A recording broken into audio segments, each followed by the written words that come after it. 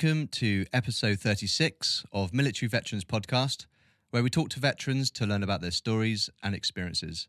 And today we're joined by Hugh Keir. Hello, Hugh. Hello. Thank you for the invite onto the podcast. Not a problem at all. Did I say your surname right? You said it right. Yeah, said it right. After all the practice off air. After all the practice, yeah. I did.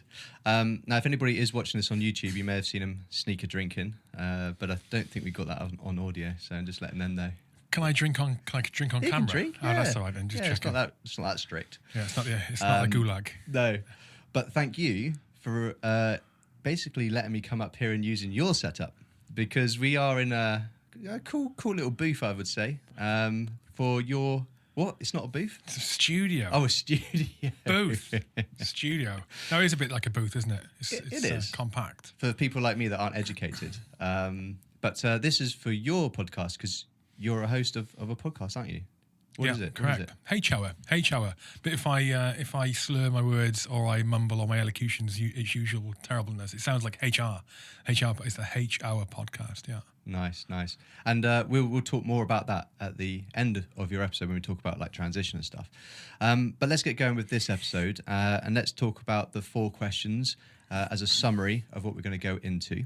And I'll do those as pairs for yourself. So the first 2 questions are, when did you join and what service and branch did you join? I joined on the 1st of May 2000 and I joined the Army, specifically infantry, and more specifically the Parachute Regiment. Nice. Okay, cool. And then the other 2 are, how long did you serve for and what rank did you get to? 11 years and 4 months. Okay. 11 and a third. Just shy of 12 years, just over 11, depending on how I explain it. And I got to the rank of sergeant. Okay, lovely. Can we say 11 and a half? You can. I may be accused of being a bloater. 11 and a half. Yeah, let's say 11 and a half. Let's say 11 and a half. Cool. Brilliant stuff. Well, I'm actually really interested to hear your journey. But before we do get going, do you do many of these interviews flipped around? Because you've got your podcast, but I'm now interviewing you. Do you do this often? No, I don't. And I'm not sure. I mean, I don't get many invites, if I'm honest. I don't know why that is. I don't put myself out there to do them. Okay. I think sometimes, because I'm a host, people think, oh, he doesn't do the opposite side of the mic. But I enjoy it. Like, so I'm really grateful for the opportunity, because it's difficult to be in the guest's chair. Mm-hmm. Like you know this. I'm sure you've been on a guest on previous podcasts. It's difficult to be in the guest chair and having to think about how you form your words and what you're saying and not sound like a moron. Mm-hmm. Whereas as a host, it's slightly different. You just let the guest run themselves into their own holes. Yeah. You know. So now I don't do many of them. And I'm glad I'm doing this one. Well, I just wanted to give you the opportunity to share your story, because you've got friends and family that are interested in you, and I think having your legacy left behind on this episode is going to be good for them. But others that may have listened to your podcast in the past can learn about the host of that show, of H-Hour. So I'm really kind of excited to hear what we've got. You've just piled the pressure on. My legacy, all in this podcast. It's your legacy. I can't screw this up, can I? Don't say anything bad. But the main thing is it's just you. You're just talking about yourself, right? But what I've done in his studio, it's not a booth, in his studio, is I've left him in his host chair so he doesn't feel too removed from his location. So if you are on YouTube, you can check out the cool surroundings. So let's rewind the clock. Where was you born and where did you grow up? Well, I was born in Cardiff, in South Wales. I was there until maybe 6 or 7 years old, something like that, and then moved north and west into the South Walian valleys. Moved onto the top of a valley, onto a farm. Like, nearest neighbour was about 2 or 3 miles away. Okay. Literally in the middle of nowhere, on the side of a mountain, in the middle of nowhere, in a old farmhouse, 100 years old. And then, as I got old into my teens, we moved off the top of the valley into the bottom of the valley, into a real life village and community and place where there was people I could actually speak to and socialise with. Right. Yeah. So when they talk about the valley, was that a good impression? No. A good impression of an Indian man. Indian accent. Brilliant. So it's true. People in Wales live in the valley. Oh, absolutely. It's full of valleys. Yeah, it's full of valleys. Yeah, no, it's very different environment to grow up in. I'm glad I grew up there. Okay, Yeah. cool. And so what was like education for you? What's that experience like? Did you enjoy it? Did you excel, or you just like getting through school? Oh, Jesus, there's the question. Yeah, no, right. Yeah, I think I was doing well at it throughout until. No, generally I think I was doing well at it. You know, I did average at my GCSEs. I went to a very sporty school. I went to a good comprehensive school in South Wales, and the place I should have gone, which was I was within the catchment area from, was not a great school. You know, full of it was very the area it was in was very poverty stricken, and so so those kind of schools tend to be fraught with problems, and the level of education you're going to get tends to be lower, only because it's difficult circumstances in which they're in. I managed to get into a different school called Durvelin Comprehensive School up the road. It was near town. Like bigger catchment area, you tend to get it just tends to be a little bit better off in terms of quality of education and things. And it was very sporty. There were a huge focus on rugby, and so I went there. I was lucky, really. I was lucky that I went there. And then rugby, was you quite into that yourself as a youngster? Yeah, really into it. Yeah, on and off. I was into it when I was younger, and then I developed an extreme aversion to tackling anyone, which is a real problem in rugby, just down to a self-confidence thing, all sorts of different issues. And I gave up, and then I gave up for a year. I didn't realise I was going to come back. I thought I'd give it up for good. Mm-hmm. Gave up for a year, and in that year I sort of matured in other ways, puberty and things like that. And then came back, and something a switch had flipped, and I became a machine, like a tackling machine. Really? Yeah. And that coincided with the main sort of rugby years at the school. I think we were unbeaten for 5 years. Okay. Which is saying something in Wales, you know. And I did okay. I did average at my GCSEs. I sort of underachieved on it, but I came away with 9 GCSEs.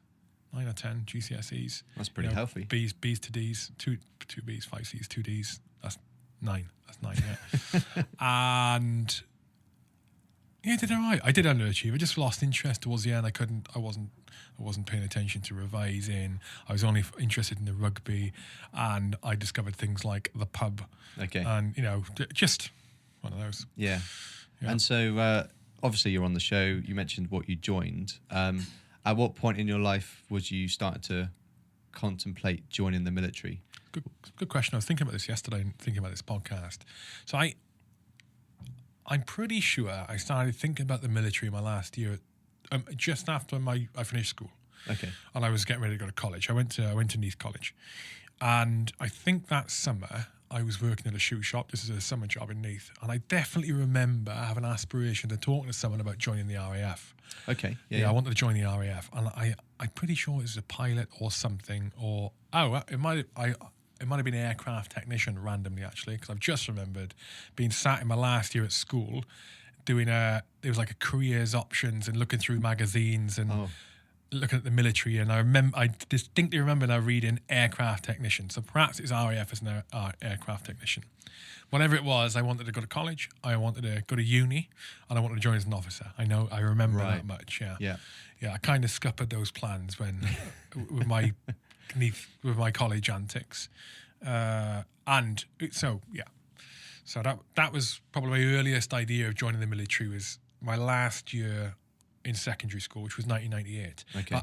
I've got no military in the family. I was going to ask that. No, I've not. Well, I didn't then. I didn't have any in the military in the family. I think the people that have been in the military in my family were on my dad's side. My mother's side's Irish, as in the Republic. On my dad's side, he's a jock, and I know that he has at least one uncle who served, may have been a tankie during the Second World War, so my great uncle, and there may have been a couple of others, but to my knowledge, it's all I knew at the time. Right. So I had no military. Okay. I'm not sure why. Well, I'm pretty sure I know why I wanted to join the military, but yeah. So What was the question? 1998, last year of school. That's when I had thoughts about joining the military. And no family, real major connections. So you didn't have that like storytelling that some get. No, that none. entice you. No, none. And so the aircraft technician. And had you had any like inkling in that area before? Like, did planes fascinate you or anything like that? No, I read it in a magazine, a career options magazine at school. Right, that was it. You know, I might have been looking on. Do you know what? Even if it was 1998, I might have been looking on a computer. Yeah. A search function. I seem to remember that as well, which is unusual. Yeah. Because they were starting to. Yeah. Because we're about the same age, so schooling. You're 2 years younger, I think. Yeah, or a year and a half younger. Well, I left school in '99. You're 83, aren't you? Yeah. Yeah. Okay. Yeah. There you go. Are you 82? 81. You're 81. Okay. Yeah. Well old. Yeah. Okay. Cool. So what does that transition in look like? So what's taken you from looking at that advert, be it on computer or a magazine, to actually then not going into the RAF and joining the army? The abbreviated version is I was naughty at college. Okay. I was naughty at college, which drastically changed my options for going into the military. And I also happened coincidentally at the same time I was thinking, oh my God, I'm not even going to get to uni, nor get A-levels. I happened to see an advert for the Paras online. That's the abbreviated version. Okay. Right. The slightly longer version is I went to college and started studying. I was studying computing, English language, and human biology. I was studying, and I was quite good on computers at the time. Like built my first website in 1997. No, 98. It was 98. And some other stuff, and went into my second year at college, which is also I was underperforming in the first year. I binned off human biology. I started doing music tech in the second year, so I was going to have to do a third year at college, and I was only doing that because I had mates doing it, and we'd go to the pub, and it's just a cool, relaxed environment. They were had bands and guitars and all that kind of jazz. And when at the second year of college, at this point, the website I built with someone else, who I recalled this yesterday as well, I thought he got off with his scot-free. No one realised he was involved, and he is now very successful. He's in tech, lives in LA, and he's very successful. And he got off scot-free, and I basically ended up having to leave college before I was pushed. I'd already decided to leave, but I was going to get pushed anyway. The website I'd built was neathcollegesucks.co.uk. Right. Or we had built. And the cheek of it, we built it in an A-level computing class. That we'd started it there, and when the lecturer was not looking out the class, when we were supposed to be doing programming on an old protocol called Pascal, we'd be building, making adjustments to the website, and we'd done it in inverted commas anonymously, or so we thought, and it was just a tongue-in-cheek, taking the piss out of Neath College. And it's what it was. And we'd do an article occasionally talking about one of the teachers and taking the piss out of the teacher, not in a bad way. We only did it with the ones we knew could handle it. The problem was it was a guest book. Do you remember guest books? Do you remember guest books on websites? So back in the day, right? Now you've got comment sections on. Yes. Am I sidetracking completely? No. No. Back in the day, you wouldn't have a comment section on a website, on a page. You wouldn't have it because it just hadn't been developed. What you'd have is a guest book. So you go on a website. So let's say you go on to milvetpodcast.com. That's the website, isn't it? That's the website. Yeah. Milvetpodcast.com. So you'd go on there, and in order to leave feedback on a part of the website or a podcast or whatever, you'd have to navigate to, you have to go to the menu and click on the guest book. And you go into the guest book, you have to sign your name, put your email address in, blah, blah, blah, and then leave your comment there. It was managed by a third party program and all this. But that's the problem. So we had a guest book. Students started going onto the website, and they started leaving comments in the guest book that were not nice. It was just not nice, being really, really... Yeah, just not nice comments about some of the lecturers, which caused an issue. And they got involved, as in the college got involved, and then an industry association industry body they were part of, got involved to try and track down the culprits who built the website. Well, more on here. So we built it in the classroom on at the college, so they couldn't really tie down who had done it other than a time and a place of when it had been built or worked on at the college. Well, there was like 30 of us in that class, so it could be any of us. But more on here, had also been working on it on his computer at home in the valleys. There you go. So they were able to get. They basically got tied down. It was me. I got pulled in, and the day I went in to say I was leaving, I was going no. I realised I was going nowhere. This would have been September, October 1999. And I went in to tip my hat and say, yeah, I'm off. I'm leaving, by the way. And I got pulled into a back room with the community staff, sat down, and they basically got out all the evidence about this, the thing against me, and they said, okay, you can leave. We're going to kick you out anyway. You can leave, but you need to at least remove the guest book or remove the whole website offline, at least the guest book, or we'll be pressing charges. Okay, got rid of the whole thing. Got rid of the website, and then that was me gone. Yeah. So that was college. So the transition into the military, I had a friend as well who was doing music tech as well. He's the one who dragged me into music tech, and he lived in the same village as me in the valley. And he said his dad was military, and he wanted to join up as well, I think. And we saw an ad online, and it said, "Come and spend 24 hours with the Paras." Like, okay, who are the Paras? They seem cool. Literally, I had no idea. My knowledge of the military was zero. Okay. Zero. So this ad must have been really good because it encouraged me and him to go down to Purbright. We spent 24 hours at the Paras. We arrived on, I think it was early on a Saturday morning.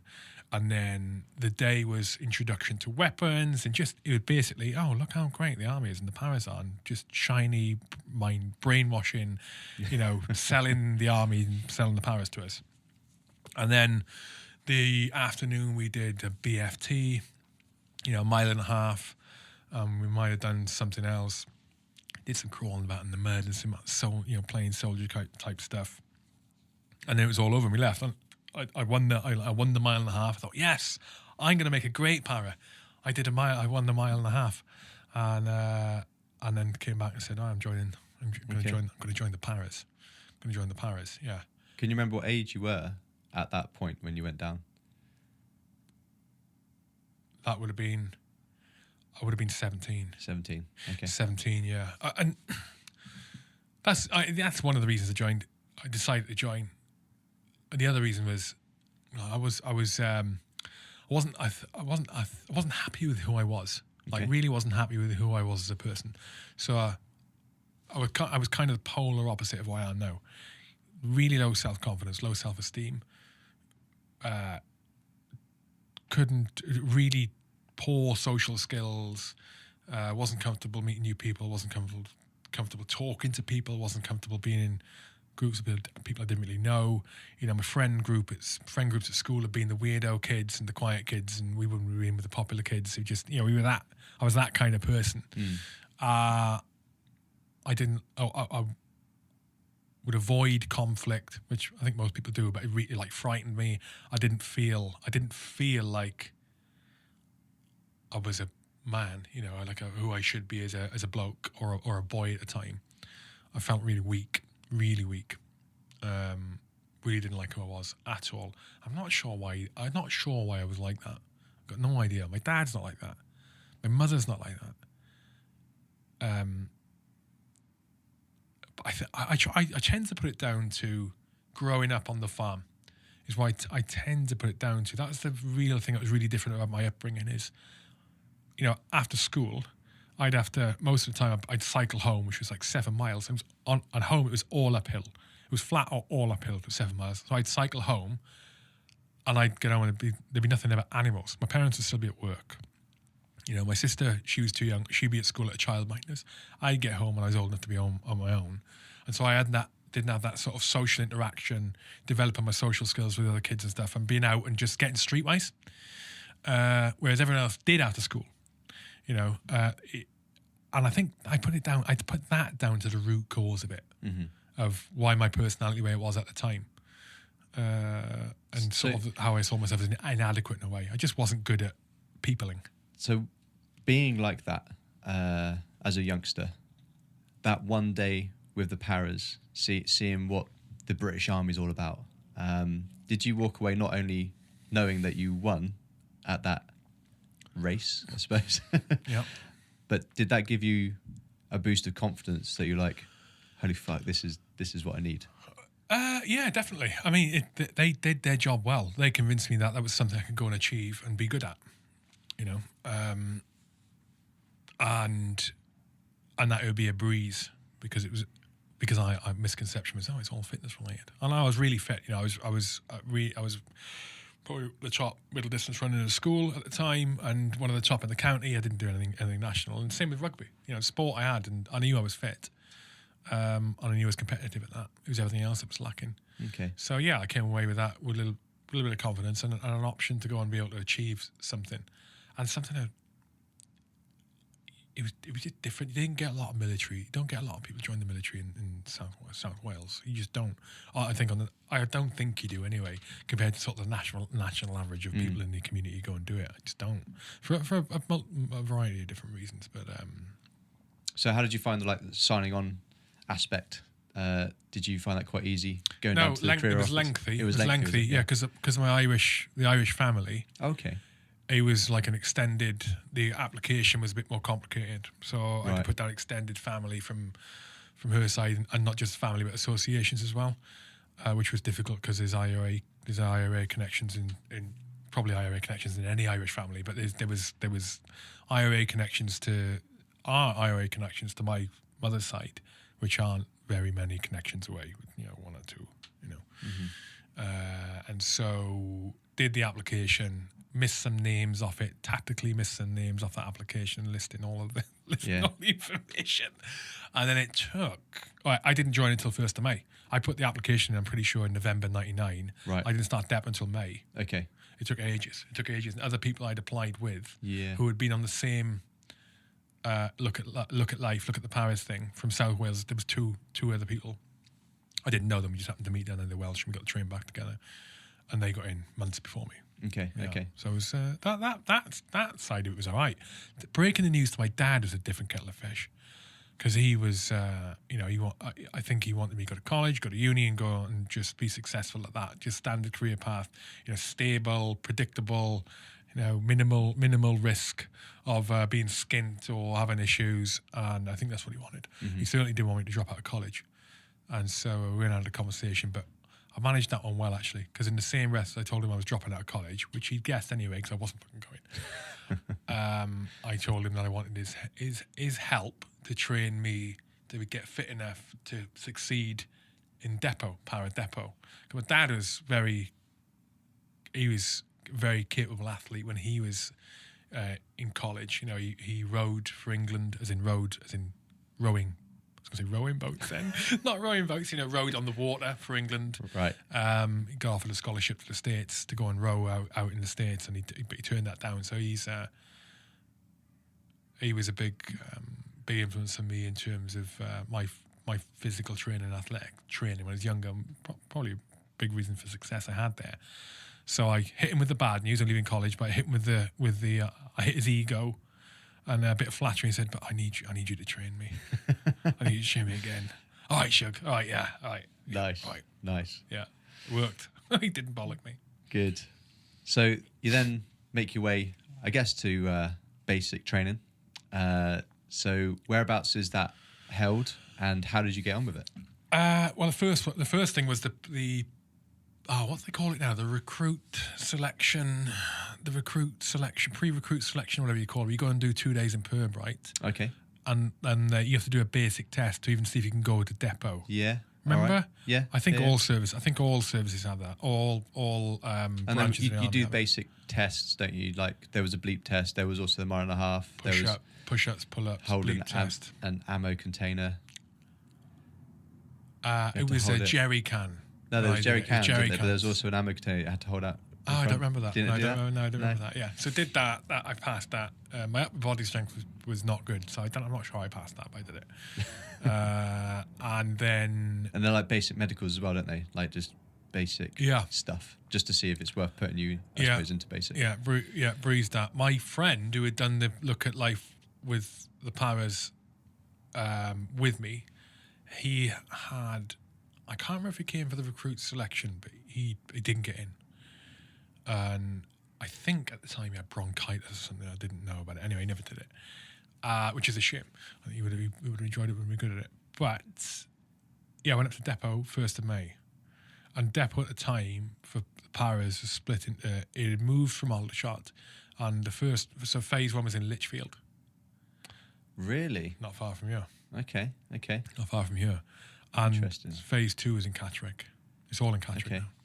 Because phase 1, Lichfield, I went up there as the first batch of Royal Engineers to give that a go, because I think now that they all go up there. So Basinbourne, they were trying to move away from it.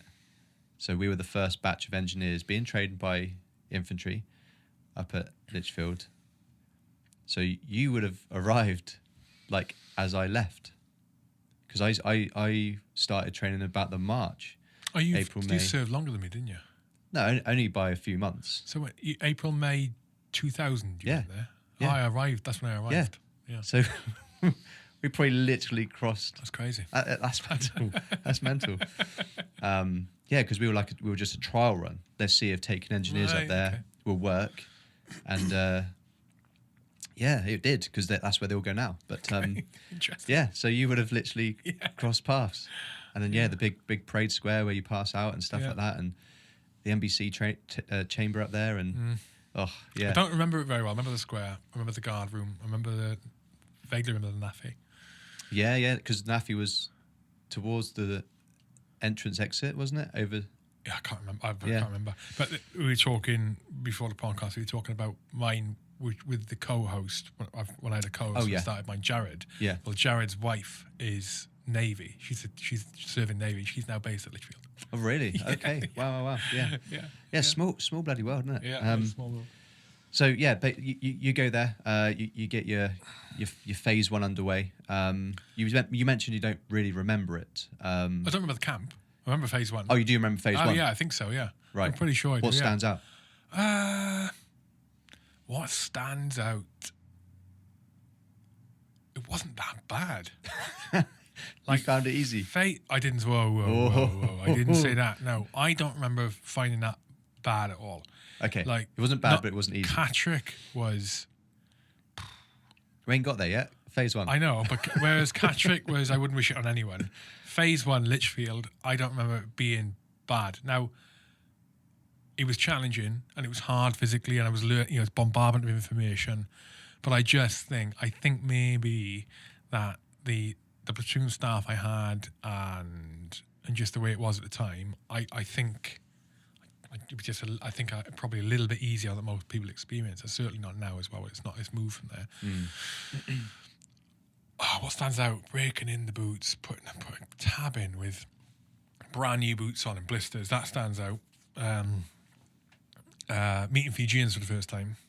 Yeah. Training with Fijians. Meeting Fijians for the first time. Just that culture shock. Again, South Walian. I hadn't left South Wales very much. I'd been to Ireland a few times to see family. I'd been to Argentina once in '97. Apart from that, I wasn't like world travelled. And so meeting Fijians, like, whoa, they're different. Yeah. They're different people. It was good crack. Just meeting different people in general.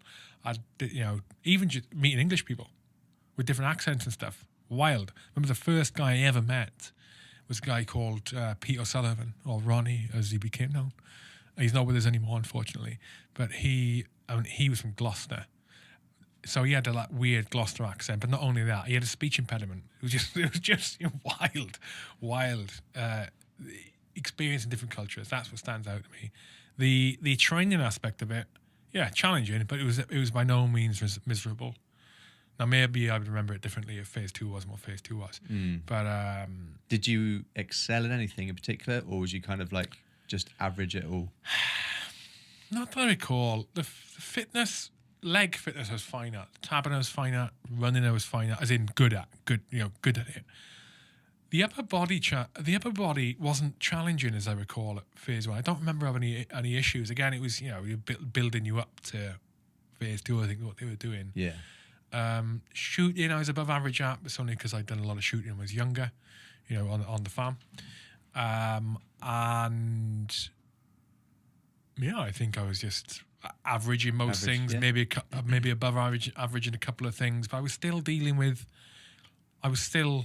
this low self-confidence, I was the grey man. I was playing the grey man. Okay. You know, it's just, I was still that same underlying sort of social anxiety and things like that would hamper my ability to integrate with people, I think. Not to say I didn't have mates, I got on and banter and all the rest of it, but there was still that within me, that self-confidence issue, massive self-confidence issue.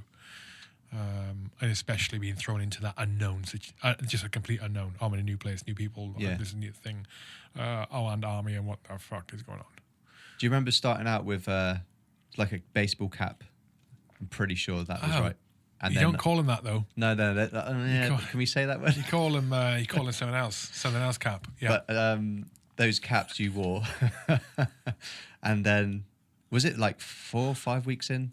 If you passed off a certain thing in drill, you were then issued your beret. Am I remembering that correctly? Yeah, 6 weeks. 6 weeks. 6 weeks, something like that. 6 weeks, and you get your beret, but you have to have big green, and with the paras anyway, you have a big green plastic slide that goes behind the cap badge. Okay, what's that indicating?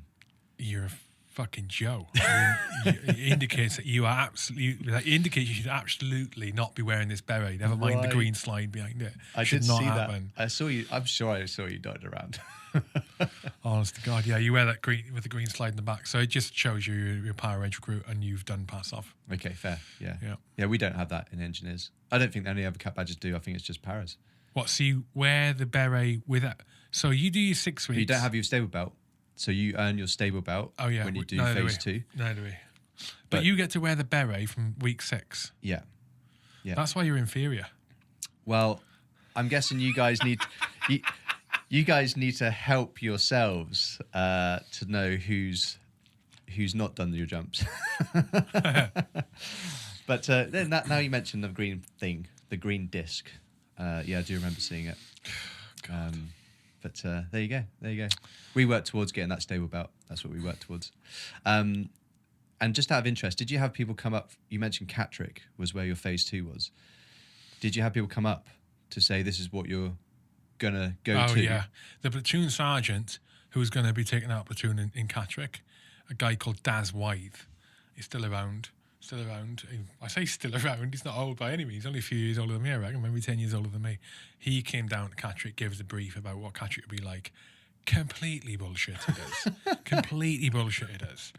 Like, yeah, you can do well and blah. Oh, he may have bollocked us for being rubbish. Maybe he had. Maybe he did. But I'm genuinely remembering Daz as a bullshit artist anyway when it came to depot. Yeah.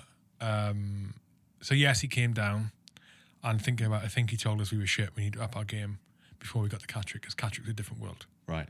As I remember it, the BSing came later on. Yeah. And one of his classics was, I know you find it difficult to stay awake, but as you get more experienced, you will learn how to keep yourself awake for 48 hours at a time. Well, absolute lie. Absolute lie. It doesn't happen. He double taps as much as the rest of us, you know what I mean? I remember him saying that. I was thinking, okay, got to keep practicing trying to stay awake on stag, or whatever it was. Yeah, you'll be all right. Exercise is tired, but you'll learn to overcome sleep. No, you don't. Anyway. So you complete phase 1. Yeah, sorry. Pass off. Family there, I'm guessing, perhaps, maybe. Did they come and see you pass off? Yeah, my parents came up. I'm not sure if my sister came. My cousin came. Yeah, they came up. Yeah. And then, did this boost your confidence? Did you change slightly after that pass off? Oh, I was definitely changing throughout. So I was definitely changing throughout. I remember going back, and when I go back home after that pass off, the 6 weeks, and then phase 1, the pass out, because it got to a point where you could go back every so often. Go back on the weekend home, and I was definitely feeling more confident in myself, and I was definitely carrying myself differently. You know, I went from being slumped over, hunched shoulders and minimal eye contact, to standing a bit taller. It's the old cliche, but I was absolutely doing it. Standing a bit taller and chest a bit more puffed out. Yeah. And that makes a huge difference. Like literally, the way you carry yourself, your posture, can change the way your mindset is. If you're walking looking like a confident person, people treat you like a confident person, which gives you confidence, even though may not have been a confident person. It's like, it's how you look. If you look like a drug dealer, people are going to treat you like a drug dealer. If you look like you should be in the room and you own the room, people are going to treat you like that. Yeah. It's in a weird kind of way. It's kind of the first time in those weeks and months where I was going back to Wales. That is the first time I think I was realising what a difference people's perception of you makes to your own perception of you. If people treat you like you're a confident person, you become more confident because you've been treated like that.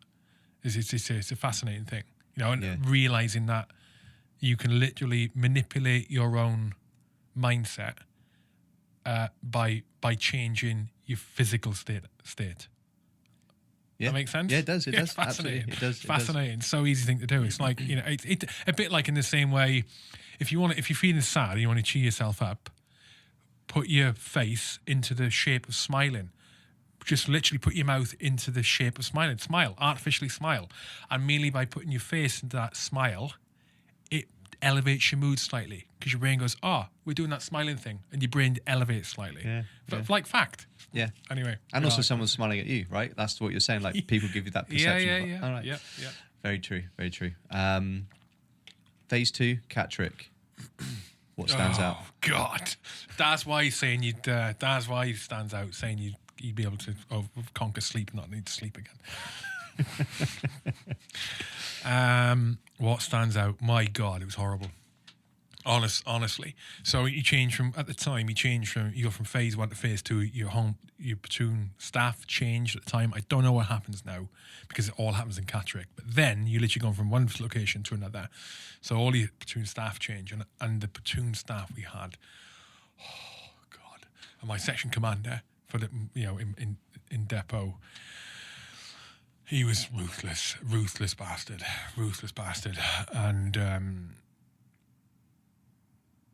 I did not enjoy it. I'm pretty sure, I can't remember, I'd have to ask Daz this, if he would remember. I'm pretty sure I slammed my tabs in the office at least once and said, I want to leave. And you supposedly you could do that any time. And I'm pretty sure I did it, and I'm pretty sure I remember Daz telling me to fuck off, Keir. Yeah. Because they can probably, like, I've never been at a depot as an instructor, but they can probably predict when that is going to happen from people. Like, people have just been thrashed, or they've just been told they're going to lose the weekend because X, Y, Z. And you can be pretty sure within a half hour after that, someone's going to come and slam the tabs and said, yeah, I want to leave. It's like ringing the bell on what you see on the SEAL selection on the pro videos. Come and ring the bell if you've done something crap, or experienced something crap. So it stands out, it was horrible. Yeah. Physical violence stands out. It's getting dropped for anything. Dropped by the instructors for anything.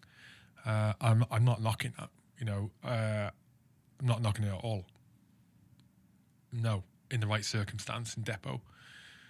And it was just, I just remember it as sleep deprivation, just physical hardship, and at times the bombardment of information, having to soak up the knowledge and the information on the soldiering side, field craft and all the rest of it.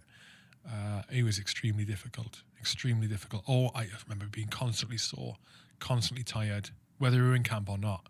And the way they were with us, and I'm pretty sure other platoons in Para Depot at least, that's all I can speak for, experienced the same thing. I remember on P Company, we were on the way, like when we were going to do P Company, we'd be going out to go to the event. Let's say it's to start the 10 miler. And that would be about a mile or so across the other side. It was on a different camp. You go from one camp, you go from Hellies to Vimy Barracks. Maybe it's a mile, I can't remember how far it was. But on the way there to the P Company test, we'd stop, we'd leave early. The instructors would leave us early, we'd stop, and they'd thrash us, physically thrash us, before the events even started. So we'd get like a 10, 20, 30-minute thrashing, depending on how they're feeling, run at the sprint to the fence and back, or fucking million bloody burpees or whatever, before we even got the event. So we get the P Company event, and been thrashed already. We weren't even starting fresh. Then we'd complete the P Company event, then we come back on the way back to the accommodation, they thrash us again. It was like, that's what depot was like. That was what phase 2 was like all the way through. Constantly getting hammered.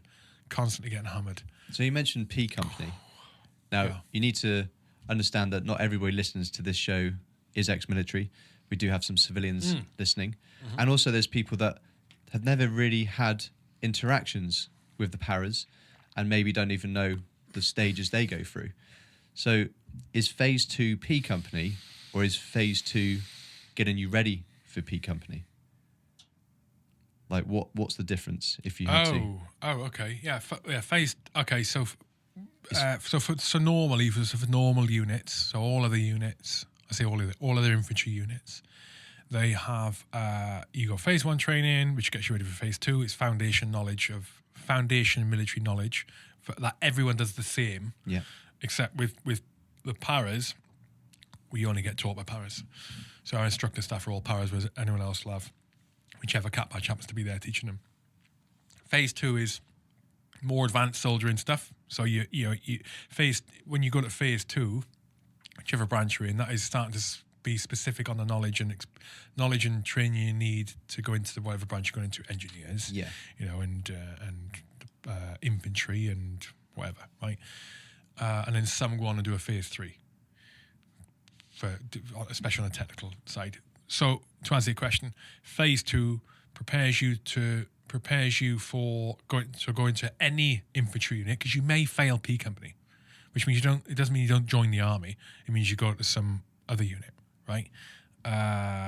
So phase 2 prepares you for going into the infantry and physically for building up to P Company. But in the the real physical beat up for P Company doesn't start up until 3 or 4, maybe 5 weeks before P Company itself. But all of the physical tests and physical training you do in phase 2 in Para Depot is all geared towards P Company and the standards expected in the paras, which is above the rest of the infantry. And that's not me boasting or anything. That's just a fact. We have to do a 10 mile instead of an 8 mile. We did then anyway.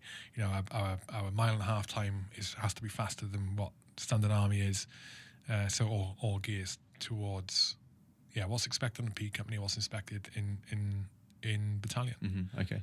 Yeah. So off the top of your head, is it like 3 months, 12 weeks for like phase 2? I think it's 4. I think it's 4. Yeah. I think it's 4. Yeah. And then 4. So I think it's 4. And then from there you go. Do you finish that the same way you finished like phase 1? Can you remember?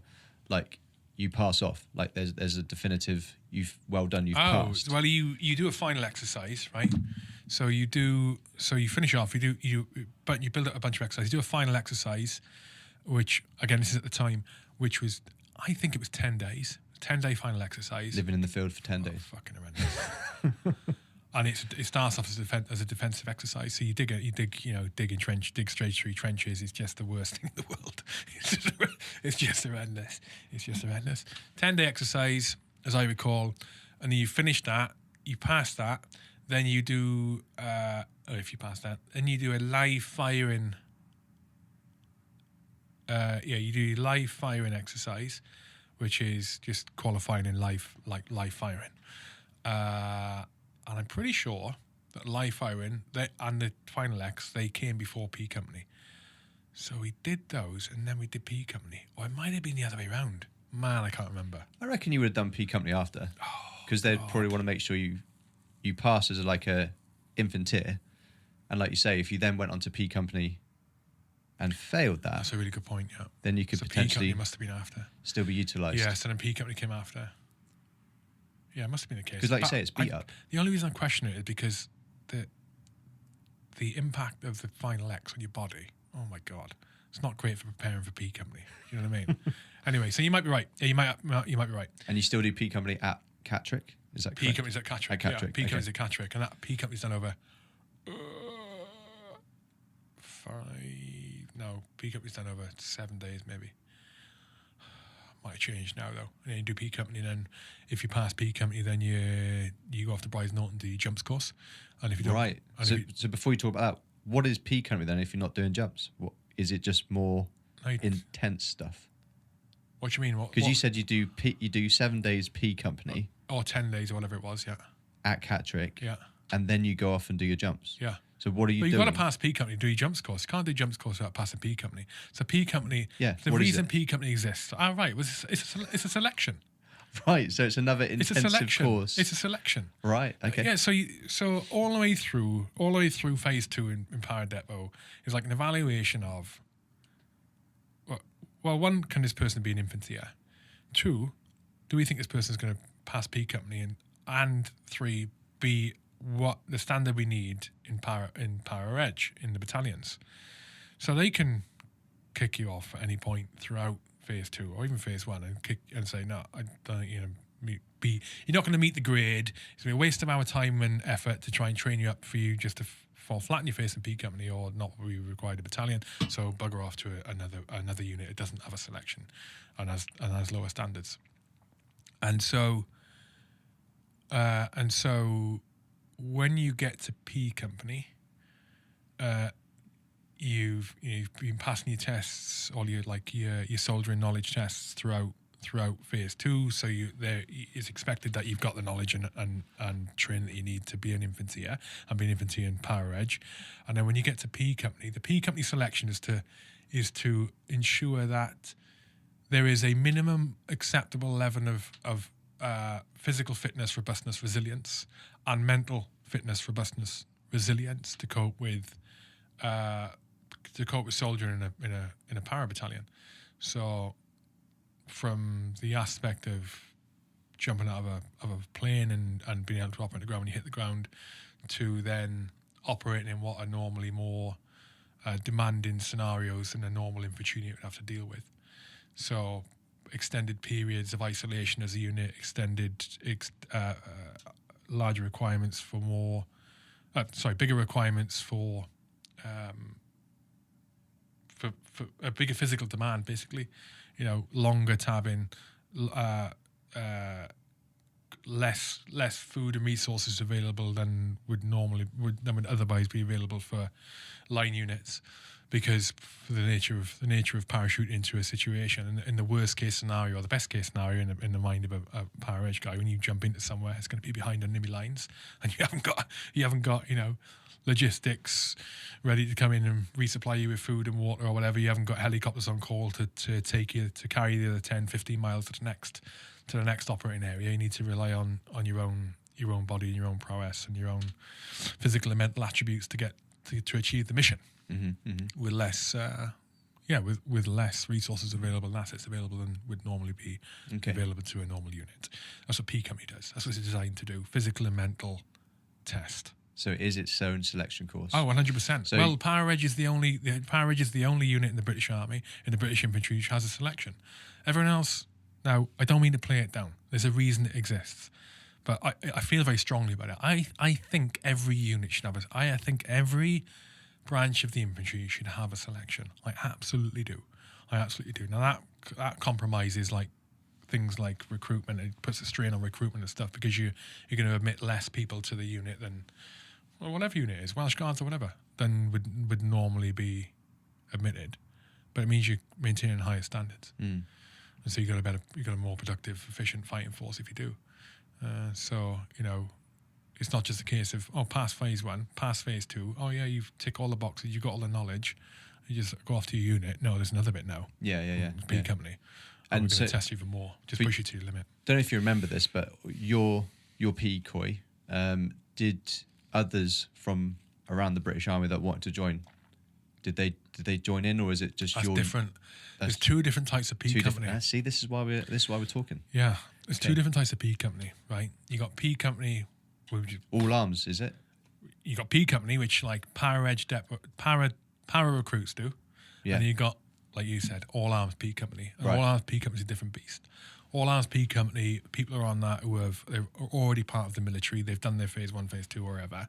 They're already part of it. They're part of some other unit, and maybe they need to qualify as a parachutist in that unit, or because they go into a unit which is para trained, because they get attached to para battalions or whatever, like 216 Signals Regiment. They're Royal Signals. The entire Royal Signals aren't para qualified, but 216 needs to be to a certain percentage. So someone gets posted to a signaller gets posted at 216 SIGs, and maybe they haven't got the wings, so they need to go and do P Company. Yeah. Pass P Company, to then be able to qualify to go and do the jumps course. Got it. Like, and then They do all hands P Company. And then like 9 squadron with the engineers, for example. So that's the engineer asset of that. Yeah, correct. Okay, so there's all arms, P-Coy, and then there is all arms is different. And then there's yours. All arms, all arms is different. All arms is they're treated like adults.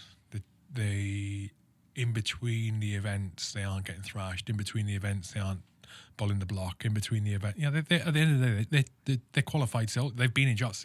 They're everything from their officers and not. You got corporals, lieutenants, captains, majors, lieutenant colonels in some cases are on P Company. Yeah, all hands P Company. They don't get thrashed on the way to the event on bat because why should they? It's a different thing. Mm-hmm. P Company for the Para Depot is all hands P Company is easier. Okay. But they still do the events to the same standards of what the Para Depot recruits are expected to do. 10 miler in a certain time, the log race, the assault course, the stretcher race, the mill-in, the 20 miler, all of that stuff they do. The trainasium, all of that they have to do. Okay. As a bare minimum, they do those tests as a bare minimum. So I'm not knocking it. I'm just explaining. Yeah. Sorry, all hands P Company qualified people. But so there's a misconception. There's a real misconception there, right? And the reason I bring it up is because there's been a couple of ladies now past P Company, and well done to them. Like, honestly, I think fucking brilliant. Well done to them. They did all hands P Company, but it throws up the idea that people get concerned that you might end up with someone who's not capable of doing the job in a para battalion, 3 para, 2 para, 1 para, whatever, right? It's not the case, because for a female to get into, for example, any para battalion, for a female to get in there, right? Actually, no, they would have to do all hands P Company. Yeah, interesting. I don't know where I was going with that. It seemed like a dangerous subject to go down, but no, it is different. It's a little bit easier, but at the same time, doesn't need to be harder because they've already learned everything. They're part of the units. I think I've made my point. I'm going to shut up now. Yeah, on that's the females. Good. That's good. Sorry. So you complete P Company, and then you head off and do the jumps. You did say where that was. Was that at Bassingbourne? No, Bassingbourne. Bryce Norton. Bryce Norton, yeah. There we go. Yeah. We did the jumps, and that was a right jolly for the most part. Went down there. So now we've passed P Company. So when you pass P Company, you get to take the green disc. Yeah, I was going to say. And you pass P Company, green disc out. You do your pass off parade or pass out parade in Catterick. You do that, and then it's literally, I think you get a weekend off and you're down to Bryce, depending on when the next course is starting up, and then it's off down to Bryce. Down there, and the Bryce Norton, the jumps course is normally 2 weeks. Okay. Normally 2 weeks, yeah. Weather dependent, and it's definitely changed now. At the time, it was only 8 jumps. You only did 8 jumps to qualify. It was 7 day jumps, 1 night jump. The day jumps would start off at 1,000 feet, and then they'd gradually get lower, and they were finishing off at 400, I believe. You did jump at 400 feet, which is like a nanosecond in the air, and you do a night jump. Yeah, and then as long as all that's fine, you get rings, qualified as a paratrooper. What's a night jump like? Dark. Well, I know that, but you can't see the ground, right? No, you're looking at your. I found it easier. I don't like heights. I'm not a fan. Like I did not enjoy jumping. Right. I go through me, and mainly because of the injury, the probability of getting injury when you do military parachuting. In terms of rounds, like the bog standard military parachuting that most paras are qualified in. Well, the chutes are designed to get you onto the ground as fast as possible. Right. That is the main effort, as fast as possible with some safety considerations. So you hit the ground, I think without any kit, you're going at something like 12 feet a second. I think with kit on, depending on the weight of the kit, you're going at a minimum of 16 feet a second, 20 feet a second maybe. So you can't try and stand up. So you're just hitting the deck like a sack of shit. Mm. And so the chance of injury is really high. In a wartime situation, if you jump the para battalion into war, the planners and the commanders will aim off for a 30% casualty rate. 30% will be written off and not be able to join the battle once they land. And that's from things like getting shot in the air and things like injuries when they hit the deck. Yeah, it's huge. That's another reason why I didn't like it. So the night jump I found a bit easier because you couldn't see how far away the ground was. Okay. So it wasn't like, oh my God, look how high I am up. Right. And are they static lines? Static line. Yeah. Right, okay. Static line, yeah. So it was the last minute. Oh, there's the ground. Yeah. There's the ground. Yeah, that's the only issue is judging where the ground is, and the only way you can do that is you have to watch the horizon. Right. Well, you have to hope you can see the horizon. It's not like loads of cloud cover, which is not going to be probably if you jump in out of the plane, because the plane wouldn't drop you with low visibility. You need to be able to see the DZ. But you watch the horizon, and then just it's hard. I can't remember if you do it with kit, actually, because the indicator that you're going to hit the ground will be the kit. So when you jump out the plane, your kit is strapped to you. It's strapped to your thighs. It's clipped on, actually. It's not it's strapped to you. It's clipped on. So when you jump out of the plane with kit, you tend not to jump. You tend to just fall out the door because it's so fucking heavy. When the chute deploys, you unclip the kit. The kit falls away from you, but it's attached to a rope. So the kit I think the rope is 12 feet maybe. The kit drops below you on a rope, literally bounces there. So at a night jump, when you feel the weight of the kit disappear, it's because the kit's hit the ground. Or about half a second later, you're going to hit the ground. Yeah. Bloody hell. Okay. Yeah. So that's how that works. Yeah. Yeah. Do you pack your own chute and stuff like that? No. You don't? Not on the rounds, no. In fact, not even on the squares. No, they pack for you. They pack for you, just assembly line. So when you you're going to go and jump somewhere, if you're going to do a training jump, then you'll turn up at wherever you're lifting off from, Bryce, for example. Yeah, Bryce. Go down, and you just go and grab a chute from the pile. Right. Do your safety checks of it. Okay. And then you wait to jump, and then you get safety checked by other people. Right. And then you get in the plane and kit up Fair and enough. jump. Yeah. Well, that's probably the longest intro into like basic training stuff, but it's definitely interesting. And you're the first Parachute Regiment type person that's come on the show. So what type are we? Well, type person. Type of person. Well, basically someone that wants to jump out of a plane. Yeah, so it's good to hear. And like you said, there's a bit of like confusion maybe between those two P-Coys, those two. Yeah, I don't want to take away from the All Hands P Company. I don't. That is still bloody difficult. It is. Yeah, it is still difficult. And the base, the basic underlying piece about it is it's fucking hard. It's not easy. And the percent, the failure rate is it's quite high, I think, for it, relatively speaking. I mean, but depot's always going to be harder, regardless of what it is. When I started depot, I think there was 63 maybe in my intake, or maybe 53 in the intake. And out of all of those, only 9 of us got to battalion. Got to the end? Got to battalion, yeah. Wow, okay, yeah. Okay. So that's a great segue into getting to battalion. So you complete that. Do you then get your wings? Is that what the completion jumps of the jump course? is? You do jumps course. You get your wings. Yeah. Wings. Get your blue wings of courage. Yeah. Nice. And they go on your arm. Yeah. And then you head off to, I guess, your first unit, right? Or I got sent to 3 para. Yeah. So when I was, I got sent to 3 para, and I arrived there about a month or so after everyone else had arrived. I broke my hand on P Company, on milling. I finished P Company, passed P Company, but I broke my hand on it, which meant I basically go into recovery platoon for, I think it was only 3 weeks, maybe, I can't remember how many weeks. So I meant that everyone I was in depot with, they went off and did P Company, they went off to do the jumps course, and then they went off to battalion, while I was still in depot. Right. Hand healed, so I did my jumps course with a different set of guys. Okay. Yeah, they all went to 2 para, and I went to 3 para to rejoin the original lot. That was maybe January or February 2001. Okay. Where's that located? What battalion? Where was it? Colchester. Colchester, right. Yeah, Colchester. Right. They'd not long moved from Dover to Colchester, 3 para at the time.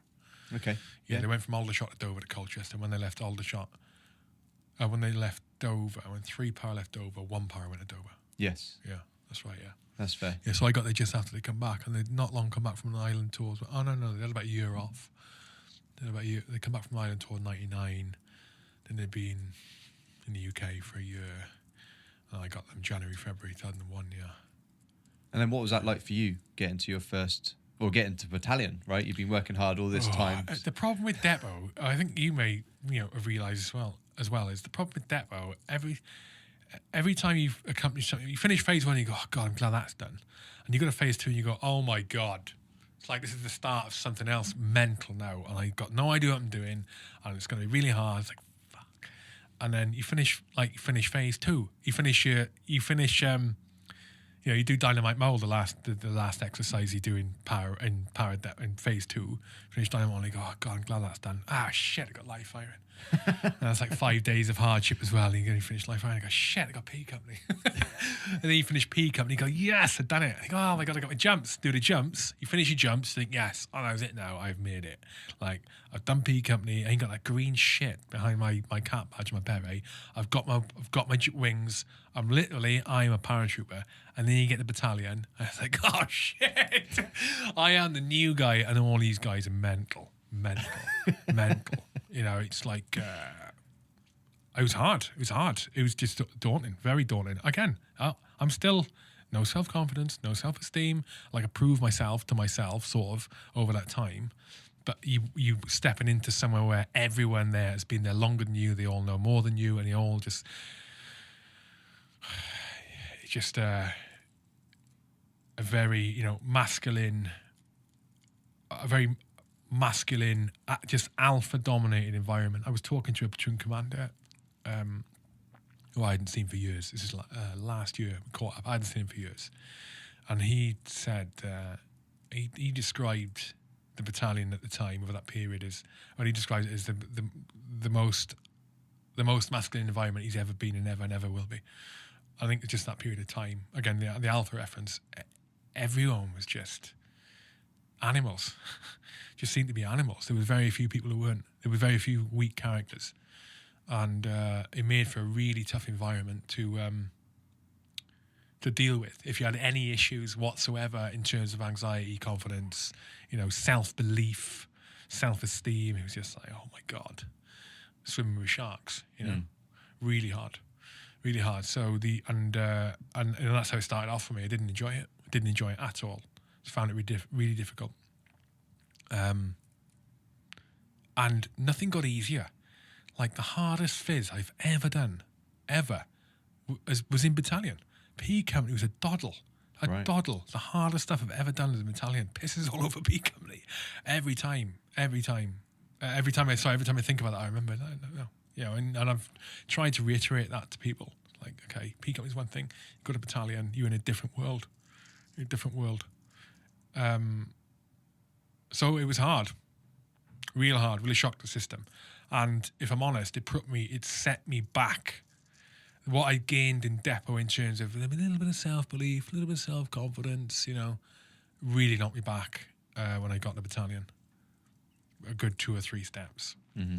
It took me a long while to snap out of it. Not snap out of it, but to start moving towards who I am like now.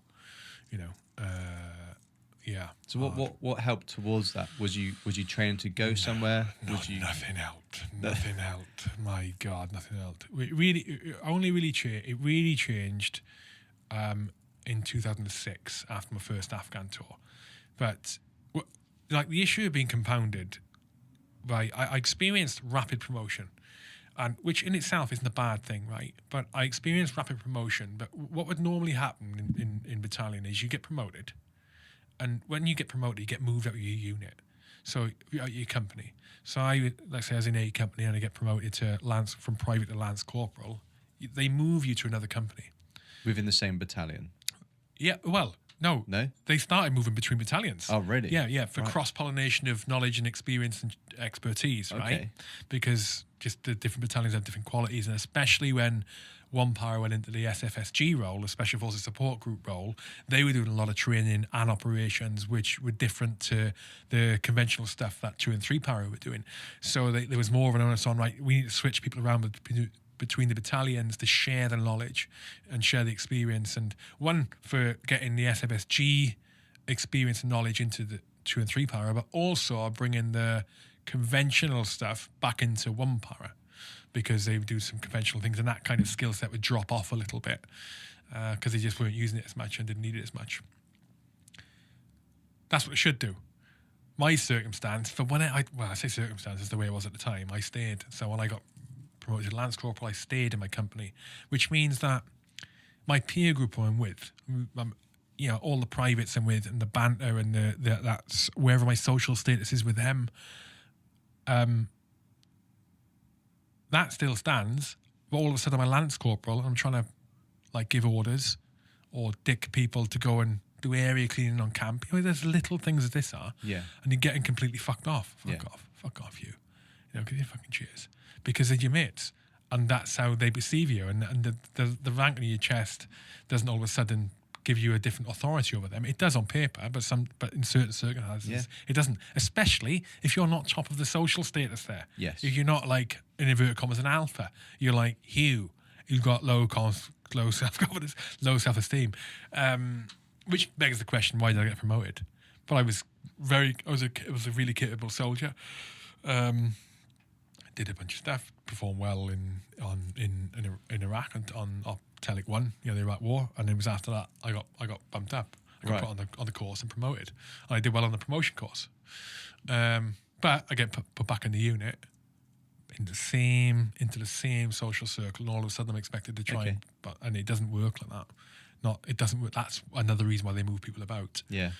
And the rapid promotion really impacted me. So because I was getting promoted quicker than I was developing as a commander, if that makes sense, and developing as a leader, with still this anxiety issue, self-esteem issue.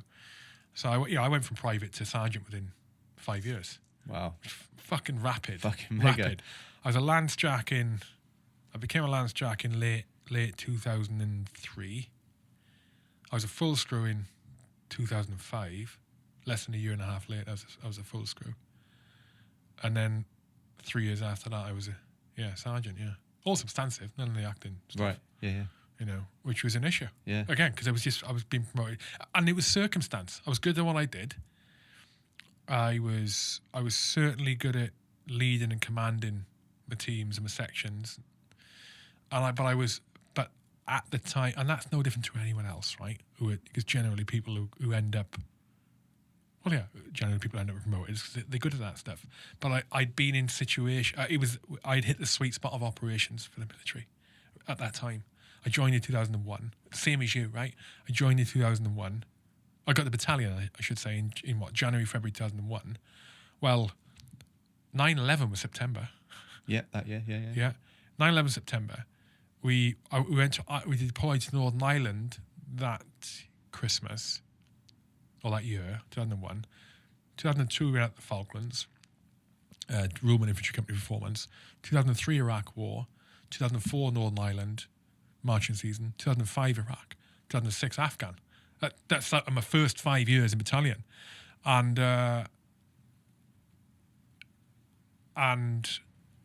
so I was able to prove myself on operations, capable of actually doing the job and operating under pressure very well. Yeah, and being a good tactician, understanding the bigger picture. I was just good at stuff. I just had no confidence whatsoever. So you hit the sweet spot at the right time. Yeah. So I was probably great at commanding. Well, I was not great. I was good at commanding, but in terms of leadership ability at the time, in those first few years, not great. Yeah. I ended up going to. I also ended up going to the sniper platoon in 2004, which suited my personality at the time. Different kettle of fish, different way of operating, different way of working. Okay. And different way of interacting with the team and people. You were treated very much like adults. I was lucky to go there. You don't normally go there that young. So I'm just gonna pull back the reins slightly because you've mentioned a lot of different areas there. Short space of time, getting promoted, all the way up to sergeant, and like you mentioned, you went to different locations around the world with your battalion or at least company, and did lots of jobs. So you mentioned about going away to, did you say Ireland, Northern Ireland? Yeah. So was that your first trip away with battalion?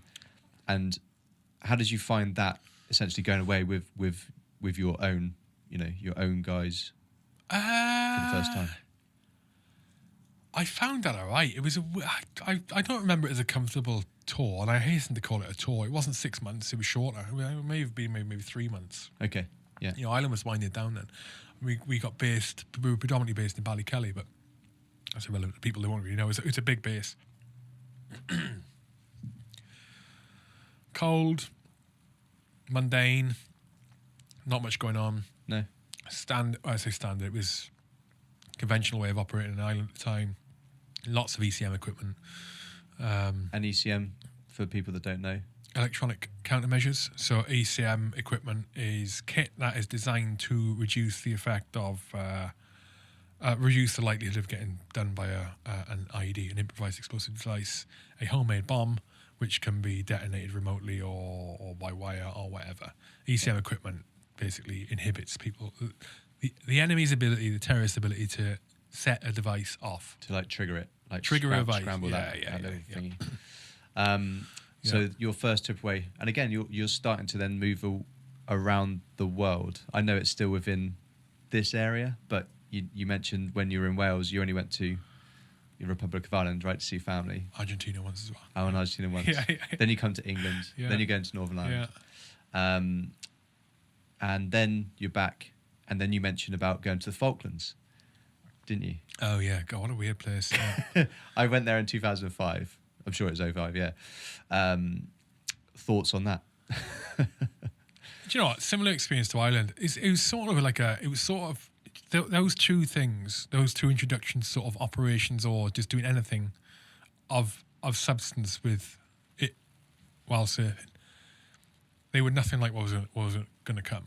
You know, in Ireland, we'd go out and do our taskings or whatever, but there'd usually be the opportunity to come in and chill out in a safe location or literally in a camp and get your head down and have a bed or at the very least a camp cot, maybe have a beer.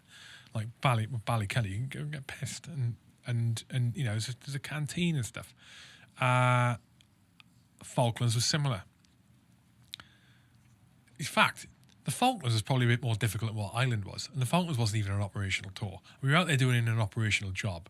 So we went out, so 2002 we went, and that was 20 years after the Falklands conflict. Right, yeah. We were the first paras to go to the Falklands in a proper, like, operational, in inverted commas, a work capacity since the Falklands. And that was great. The locals loved us. Okay. They loved us initially, and so we started getting pissed and doing para things and being louts as young guys do in any unit, actually. But with that history, did it mean more to? Oh, it was amazing. Your it was amazing. Yeah. It was amazing. We did a couple of battlefield tours. We went and saw the main places, not just where Para-Reg fought, but other units fought. You know, like Monk tumbled down where the Scots Guards were, and the Two Sisters where the Bootnecks fought. Obviously, Longdon and Wireless Ridge and Goose Green where the Paras were. San Carlos Bay where the Paras were, 2 and 3 Para, and it was amazing. There's still kit there. You go walk around, still Argentinian like military kit there, just dotted around. I've got an old RG water bottle at home, like found on Longdon, you know, completely smashed. But it's amazing to see it. And one of the guys who came out with us on that RIC tour, Rulement Infantry Company tour, had fought in the Falklands. He was a captain at the time, and you know, a long engagement captain he was either 2 or 3 para, but he walked us around Longdon and talked us through his own positions on it. It was fascinating. Okay, yeah. Fascinating. I mean, you know, make the hairs on the back of your neck stand up listening to these stories. Because again, at the time, you have to remember at the time, there's nothing going on. Uh-huh. There's like no major war fighting going on for British forces anywhere. 9/11 had happened. There'd been obviously the big SF operations going into caves in Afghanistan and Islamabad and things like that. And 2 Para had also deployed to Kabul. I think they did that in 2002. But nothing was going on fighting-wise anywhere really for conventional troops. So to hear people talk about war... 2 Para got to Macedonia as well. I think that was 2002 as well. To hear people talking about contacts and enemies shooting it and things, it was something else. I remember, you know, it makes me laugh when I think back about how like amazing it was to hear someone, how fantastical it was to hear someone recount a story of a contact that they'd been in. Yeah. And that was the Falklands thing. I remember guys. Was it Macedonia? A story about Macedonia, or someone talking about maybe Kosovo. Anyway, someone was saying, "Oh, did you hear about?" Sounds so stupid. Did you hear about such and such and such and such? When they were out in, I think it was either Macedonia or Kosovo, they were out in blah blah blah. They got fired at from 4 guys in the car, and they shot back. It's like, fucking hell, they got shot at.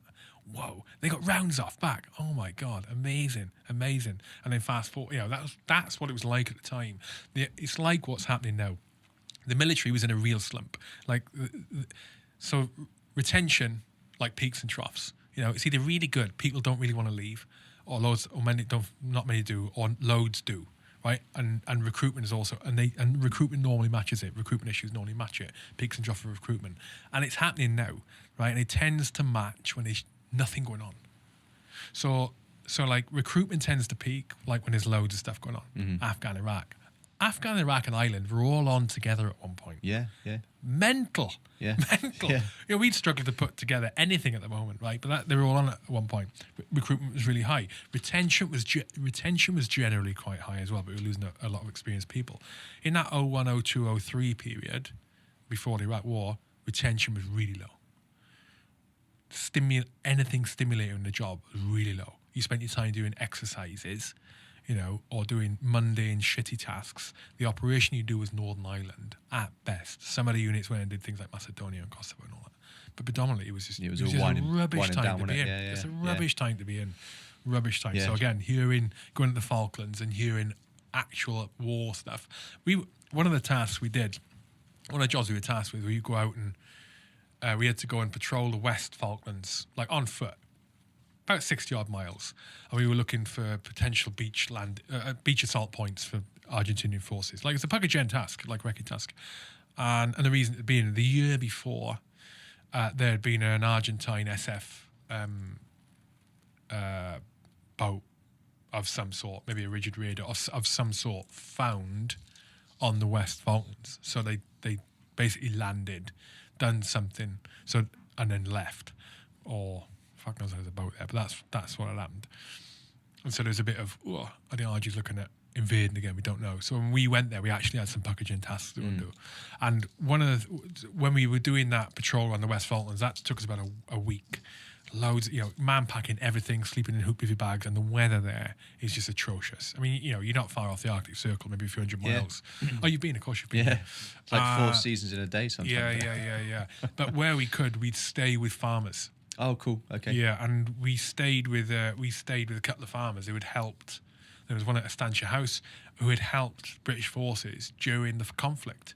They would and we would sit with them. We were having dinner with one guy, and he was in tears at the table.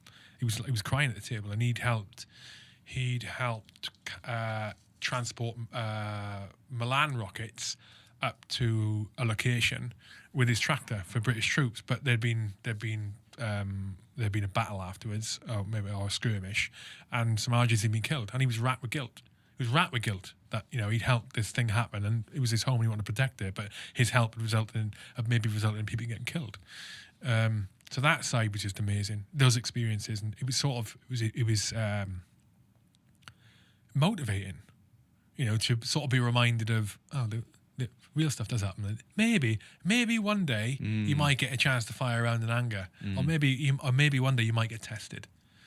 Which is what everyone wants. Well, most people want to join. Yeah. In the back of their mind, they want to be tested. Yeah. That's certainly why I joined. I think get tested. Yeah. So come back from the Falklands. Did you say somewhere else before Iraq, or was it then Iraq? Oh, yeah, somewhere else. Brentwood. What? Op Fresco. Oh. Deployed to Brentwood on Op Fresco. Remember that? Op Fiasco, we called it. Go on, share. Covering the firefighters. The firefighters went on strike in late 2002. Oh, guess look what's happening now. Firefighters went on strike, and we had to go in mid, potential Iraq deployment. I think we've been given the news yet. Yeah, and we had to go and cover the firefighters over Christmas. It's weird because I was talking to someone about this, and the green machines. Oh, I've bloody forgotten their names now. No, not the green machines. I know. I had to look it up what they were called. They got ladies now, haven't they? Green. Jesus, this is going to annoy me now. Oh no. Green. We have to look it up, haven't we? Green Annies or something like that. Green. Let's have a quick look. Yeah, let's have a quick look. We're going to keep this in, so we're just going to have a quick look. Oh, do you want me to have a look? Yeah, I was daydreaming. like Right, this. okay. Okay. So that was So I'm going to try and talk while I'm. It was. November, October, They're November. Bedford trucks or Bedford. I'm sure they're Bedford. Firefighting vehicle. God's sake! Sorry, people listening. Oh, I don't have to apologise. It's your podcast. Yeah, it's my podcast. Okay. Don't worry about it. It's your episode. Green Goddess. Green Goddess. Did you see that, or did you just No, come to you? it just came to my at head, the same time. There we go. Green Goddess. They were shit. I never got to touch it because I was in Germany. God. So share. Oh my God. We had a firearm. I tell you how poor these. So Green Goddess, for people like listening, is an ancient, we're talking 40s and 50s, an ancient firefighting vehicle. It's a firefight. It's a, what do you call it? Fire engine. But they're green, and they are, we still had them. The military still had them locked away somewhere in case of a break, in case of a breakout, in case of an emergency. And they deployed these things to so we could cut about in. So basically, we went to Brentwood because that was there was a TA centre there. We could go there as a company. I think half the company went there. Paid down. We did a couple of days of firefighting training somewhere or other with ladders and shit, like on proper fire engines with proper fire equipment. Right. And we did some Green Goddess training in camp where they deployed the Green Goddesses. These things, they only did about 30 mile an hour. No power steering. No power steering. They did about 30 mile an hour. And the hoses on them were maybe the power of, I'd say, if you combined like 3 garden hoses together off the top, maybe a bit more powerful than that. They were weak. We had a fire on camp, right, on Hyderabad Barrack at the time in Colchester. The bedding store, which was basically... Oh, legit one? Oh, legit one, yeah. Oh, right. The bedding store, which was basically a porter cabin with a load of mattresses in it. It went up in flames. Someone set that thing on fire, 100%, right? I don't know who did it, but someone did it. Went up in flames. We deployed 4 Green Goddesses to try and put this thing out. And they struggled to do it. They were there straight away. I mean, we're just talking a porter cabin on fire. They struggled to do anything. I'm pretty sure they didn't put it out. It just smouldered itself to death. I mean, you were cutting about these things, yeah. So we did that in the end of 2002. I didn't mind that. I think it was a weird one. I spent a lot of time. We had police attached to us, and I would spend a lot of time being in the cop car with the police instead of being in the Green Goddess going to fires. I'd be in the cop car with police, map reading to where we were going. Oh, really? Okay. Yeah, I don't remember why that wasn't necessary. Oh, there was no GPSs then, I suppose, or sat navs or whatever. And we got given a proper fire engine at one point. So we were cutting about in a proper fire engine at one point, yeah. Oh, fancy. Which was cool. Very fancy. Yeah, it's very cool. It's got buttons. Yeah. But we go out fighting fire. It's like 100%. Yeah? 100%. Yeah. We didn't have any loads of big ones. Didn't have loads of big ones. I don't remember any like massive ones you go shouting houses about. Or one house, and we had a garage fire once, and it was inside. So we were getting close at the church, and the door was half up, and we managed to get the door up as we're there with the hoses, and inside, you know, the massive gas canisters, like a 5 foot high. You know, they get the little ones you put in the gas, like, you know, maybe the knee-height gas canister you get for whatever, like a barbecue. These were the tall ones, like 5-6 foot high, and they had 5 of them in there. Bloody hell. Yeah, okay. Exactly. Yeah, bloody hell, yeah. Like retreat, fight withdrawal from that one, yeah. Yeah, it was pretty much uneventful there, really. But a good experience, right? To an extent. You got the goddesses out. The goddesses. It's something different. But we were supposed to be training to prepare for Iraq. Oh, then we were going to Iraq that. in March. We deployed to Iraq in March, and we did that. It was November, December, certainly December. We did that. Right, and then you got to switch roles and get ready to head out there. Mm-hmm. So that's the main, like the beginning of the war, I suppose, in Iraq. So what's that like? Because you were headed out to Kuwait, if I'm correct. Yeah, we deployed to Kuwait. I think that was February 2003. We deployed to Kuwait. So yeah, I was excited. I remember getting told we were going. We were deploying to Iraq. I remember driving home to Wales. I remember being literally on the road to my parents. It's only a couple of miles away. I remember literally shouting in the car, "Yes, yes!" Like happy, going to war. Yes, gonna do it. Gonna do something proper. None of this Green Goddess shit. Chuffed, super happy, and and then I think there was a few months then before the war kicked off. It all got a bit more serious in my mind. Okay, fucking hell, this is like proper serious. We're actually going to invade a country.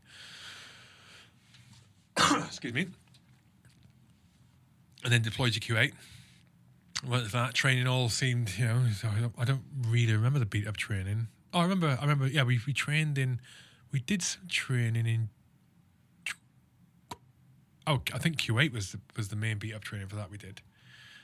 We were there for a couple of weeks, and that was a bit weird because there was you had the weapons of mass destruction threat. There was the threats of chemical warfare and stuff. So every so often you get the gas call, and you'd have to don your respirators, because either they were doing a practice drill for donning your respirators quick. You had to don them in 3 seconds.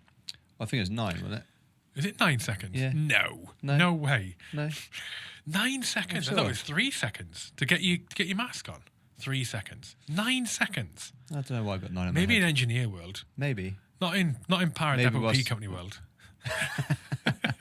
That is all arm stuff. All I remember is you have to turn your back, like towards. Oh yeah, then your back upwind. Yeah, and then maybe it was. Anyway, 3 seems to really quick though. 1 Mississippi, that's too quick. Maybe You ain't gonna get it on in maybe 3 3 seconds. You got to get out You got to get out your pouch. You ain't gonna get it on in 3 seconds. 9 seconds then. Fucking 3 seconds. 9 seconds then. Anyway, yes, we'd have that. People start Quick. but people would do this, right? People were more, so you'd have to get respirators on. Then you'd keep it on. You keep your respirators on until the all clear call came round, right? What started happening was people taking the piss. And we were in these, we were sleeping in these massive marquees, massive marquee canvas tents, huge things in the desert, and literally in the desert, middle of fucking nowhere. And you'd have maybe 40 or 50 of you, as I recall, in one of these tents. The tent next door, whichever company it was, would be, oh, lol, I think I'll call gas. So one of them in there would call gas. Everyone in that tent knows it's not a real call. Right. Everyone else, who doesn't know it's a piss take, because everyone has to repeat the call, gas. So the whole camp would mask up, have to mask up until the all clear came. Well, an all clear wouldn't come because there was no person at the top of the tree who called gas. Yeah. So all clear wasn't going to fucking come. People would be wondering why it was why is everyone masked up? It would be a nightmare. So you'd be sitting there for an hour with fucking masks on. You're like, oh God. And it's hot, right? Hot, yeah. Tents were blowing down. It's like, oh my God. No, that was Kuwait. Shitty food. Six Nations was on. Was Remember that? Yeah. Six Nations was on. Who was you supporting? Wales. Scotland played Wales and Scotland won. Annoyed me. Section commander at the time, or one of the section commanders at the time was Scottish. Dan Jarvie. Yeah. Anyway, and then we crossed the border in, and that was a road trip. Road trip. Road trip. That was a road move in, yeah. We got in the back of 4 tonners. Right. We got in the back of 4 tonners. And you're not knowing what's over the ridge, essentially, do you? No, and we just drove. It was a big convoy. We just drove in, and every so often it'd be gas, jump off, hit the deck, and mask up. And I remember we jumped off at one point, fucking minefields everywhere. Jumped off at one point, and the guy to my left had jumped off with laid, and he was laid on a mine.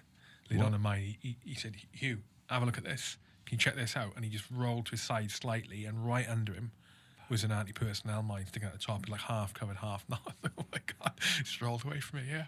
Rolled away from it. Road move in. And then, so I'm speaking from my company's perspective now, A Company. Well, the battalion road moved in. And then A Company, there's a series of moves into Ramallah oil field, through Umkazar, not Umkazar, we didn't go through Umkazar. No, talking shit. Anyway, into Ramallah oil field. I don't know what the route in was. And then we did a few advanced contacts there where we were anticipating enemy to be, and there was definitely enemy about. We got artillery at one point, over a couple of days, artillery firing, and I mean, it's interesting now when you look back how out of touch we were with, or not used. We being the military, not used to being in threatening situations, like real threatening situations with the enemy. I remember there was and not being and being uncertain if we could, for example, open fire or not. What the rules of engagement were, and not wanting to break them. So sometimes making decisions that were, no, we could absolutely do that. We could have done that then. There was an Iraqi forward observer would come down the road on a motorbike, being driven by someone else, and he'd literally stop. I remember it, and I remember because we could see him, and the platoon that was nearest to them coming down the road, you hear it all over the PRR, the personal roll radios and stuff. Anyway, he would come down the road, and he'd be like this. He'd have his binocular. Sorry, the bike would stop. He'd get his binoculars out. He'd be looking at us, our side of the road. The company was split between one side of the road and the other. We were in trenches. And he'd be looking through the binoculars. Then the bike would ride off. And then 20 minutes later, artillery would come in. Oh, yeah. I remember that happening the first time we came down, and we were like, is he looking at us? I say we, the company. The question was, what's he doing? Is he pinging us? Is that a threat? Not sure. And then obviously when the artillery came in, they son of a bitch. Yeah. And then we went and did a couple of nights of ambushes to try and get him further up the road. right. Yeah, I went out on the first one, a night move in to put the ambush in. Didn't get sprung. He didn't appear. And then the next day, a different platoon went out, and they gone, shot him up. Yeah, that was the end of that one. But that artillery fire was the first time I'd experienced any like a two-way range. Well, it wasn't even a two-way range; it was a one-way range, and it was coming from the enemy. And they were. There wasn't a low. I don't remember how many like salvos there were, but it was in and around our company positions, and a few of the guys were pretty scared. The guy I was sharing a trench with, who shall remain nameless, still is good mates now, and we've had this conversation many times. But he's a guy who's full of anxiety anyway. I think even at that time, and he was shitting himself. And he said, "What?" He said, "Hugh, what happens if we get hit by one of the shells?" I said, "Well, we get fucking killed, mate. There's no point in worrying about it. Like, I'm not going to do anything about that. You know what I mean?" And that was the first time I got an insight into what I was like in those kind of situations. So I just fully calm, not fazed whatsoever. I don't know where that comes from. I don't know how that just the way I am with it. And back to the self-confidence, self-esteem thing. I started getting a little bit better then with it. Then definitely I thought, okay, I don't flap. I'm not a flapper. I don't start shitting myself, which is what everyone fears, right? That you're gonna fight, fight, flight, or freeze, and everyone wants to fight in a situation, but you never know until it happens that whether you're gonna, want to bug out or you're just gonna freeze and be absolutely useless to man or beast. Well, at that point, I was all right. So good. So how long was you out there for? How long was you out? We did 4 months. It was 4 months. Okay. We did 4 months, yeah, and it was 2.5 or 3 months of the actual war scenario. I can't remember how. We basically just moved. We basically moved north to the oil field. Our job, the battalion's job was to secure Ramallah oil field. Massive oil field. I went out there years later on the circuit, and in the same places we were operating in the raw, and our job was to secure the oil field. It's huge. And then when the war phase finished and went into, call it a peacekeeping phase, I suppose, if you want to call it that, our role changed slightly. We ended up harbouring up in an old weapons factory. That's what I remember it as, a big, massive building, all sorts of hazardous shit everywhere.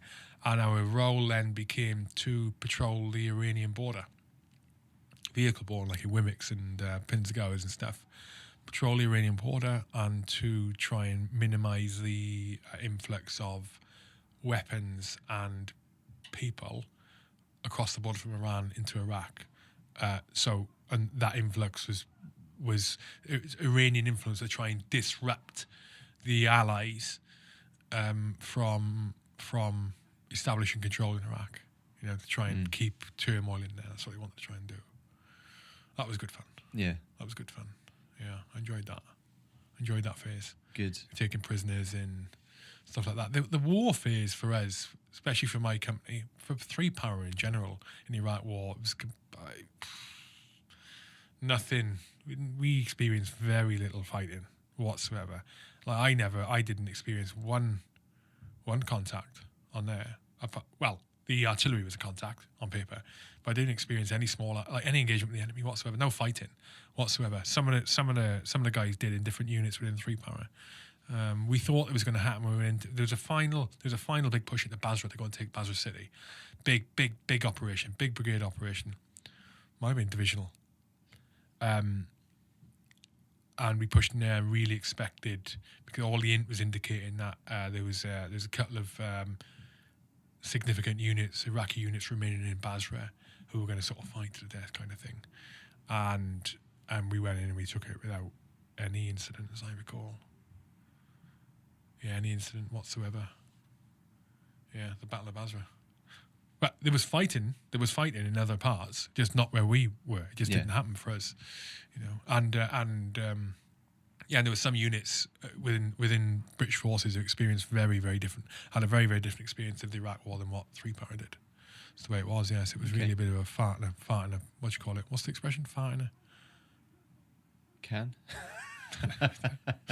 Anyway, yeah. So that was the Iraq War, yeah. That was the Iraq War. So you complete that.